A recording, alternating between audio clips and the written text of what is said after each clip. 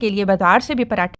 बिस्मिल्लाहिर्रहमानिर्रहीम, अस्सलाम वालेकुम जी। अल्हम्दुलिल्लाह, रमज़ानुल मुबारक का बाबरकत महीना आने वाला है। तरह तरह के पराठे के साथ स्नैक्स बनाए जाते हैं। पिज़्ज़ा पराठा, पराठा रोल, पराठा चटनी रोल या ख़ास तौर पर सहरी के टाइम जो पराठा ख़ास तौर पर खाया जाता है।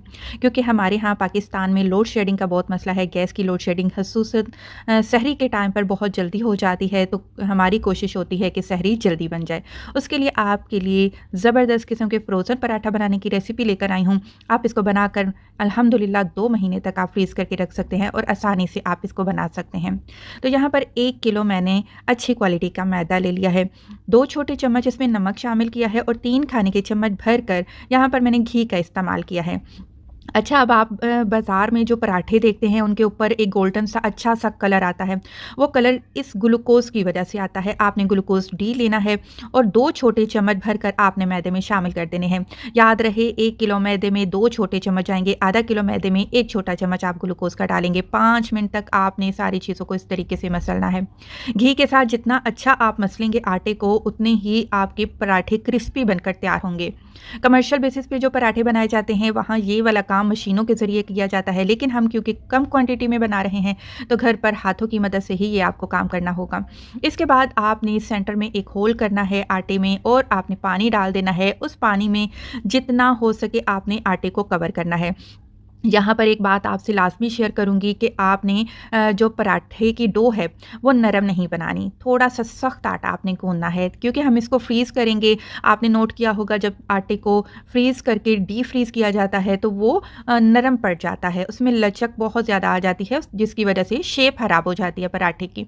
तो थोड़ा-सा जानदार सख्त आटा हम गूँधेंगे, तो आटे को आपने कवर करके आपने 2 से 3 मरतबा इस तरीके से गूँथना है। जब आटा अच्छे से गुन जाएगा, तो आपने इसको इस तरीके से लपेट लेना है। लपेट लेने के बाद अब आपने इसके ऊपर क्या करना है, तेल लगा देना है। अब अक्सर क्या होता है कि जब हम फ्रिज से आटा निकालते हैं, उसके ऊपर आपने देखा होगा काले रंग की एक तह जम जाती है, तो जब आप इसके ऊपर तेल लगा देंगे तो वो काली तह नहीं जमेंगी।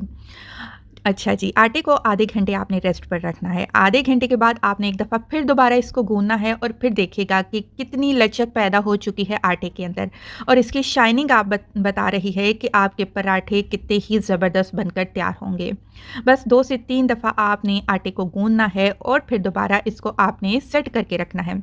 सेट करने के बाद आपने फिर दोबारा 5 मिनट का इसको रेस्ट आपने लाज़मी देना है। ये वो छोटे-छोटे पॉइंट हैं जिनको आपने पॉइंट आउट करना है, जिससे बेहतरीन फ्रोज़न पराठा घर पर आपका तैयार होगा। अब आपने मैदा लेना है, हाथों पर हल्का-सा मैदा लगाना है जी। अब आपने एक बड़े साइज़ का पेड़ा लेना है। बड़े साइज़ का पेड़ा क्यों लेना है? क्योंकि एक पेड़े से हम 2 पराठे बनाएँगे, बेहतरीन लेयर बनेंगी, और आप यकीन करें, इससे ज़्यादा आसान तरीका आपके लिए मुझे कोई भी नहीं लगा पराठे की लेयर बनाने के लिए। तो यहाँ मैं 4 अदद मैंने पेड़े बना लिए हैं, तो इनसे हम 8 पराठे बनाएँगे। वो किस तरह बनाएँगे आप गौर से देखते जाइए। अब आपने पेड़े को मैदे में लपेट लेना है। अब आपने हाथों की मदद से इसको इस तरीके से रोल करना है।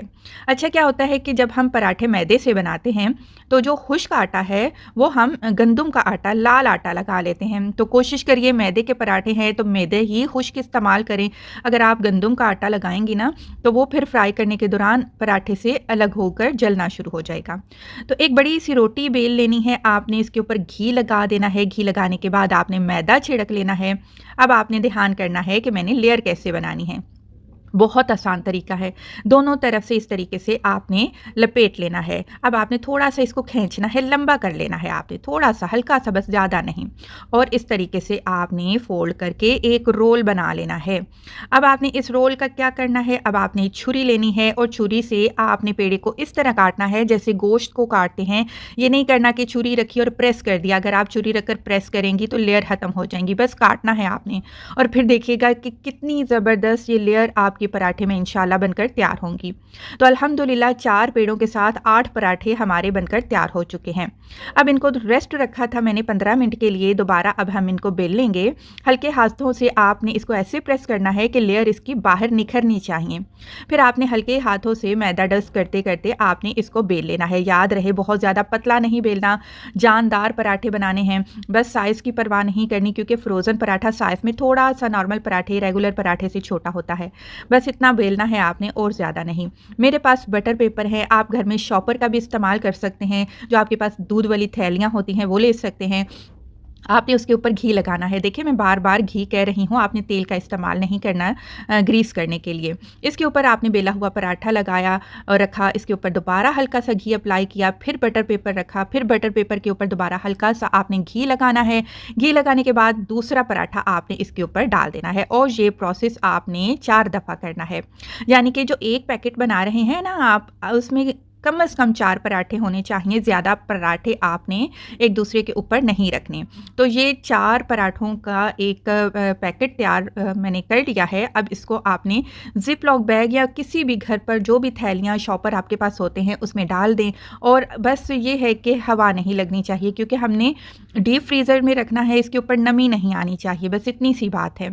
तो एक पराठा रिज़ल्ट के तौर पर आपके साथ मैं अभी फ्राई करके दिखा रही हूँ आपको। आपने तवे को गरम करना है और आपने इसको फ्राई करना शुरू कर देना है। अब मेन गलती क्या होती है हमसे, कच्चे पराठे के ऊपर घी डाल देते हैं और फ्राई करना शुरू कर देते हैं। मैं हमेशा आपको बोलती हूँ पहले 50% तक पराठे को आप दोनों तरफ से पका लिया करें, उसके बाद इसके ऊपर घी लगाया करें। घी लगाने के बाद आपने इस तरीके से ट्विस्ट करते-करते आपने पराठे को दोनों तरफ से फ्राई करना होता है। फिर देखिएगा कि आपकी ऊपर वाली लेयर कितनी क्रिस्पी बनती है और अंदर वाला जो पराठा है वो कितना सॉफ्ट आपका बनेगा। ये जो कलर आपको नज़र आ रहा है, ये ग्लूकोज़ की वजह से कलर नज़र आ रहा है और यकीन करिए ये इतना बेहतरीन पराठा बनकर तैयार हुआ है कि आप जो नाश्ते के लिए बाज़ार से भी पराठे लाते हैं ना, ये उसको भी फ़ेल कर देगा। ये इतना ज़बरदस्त बनकर तैयार हुआ है।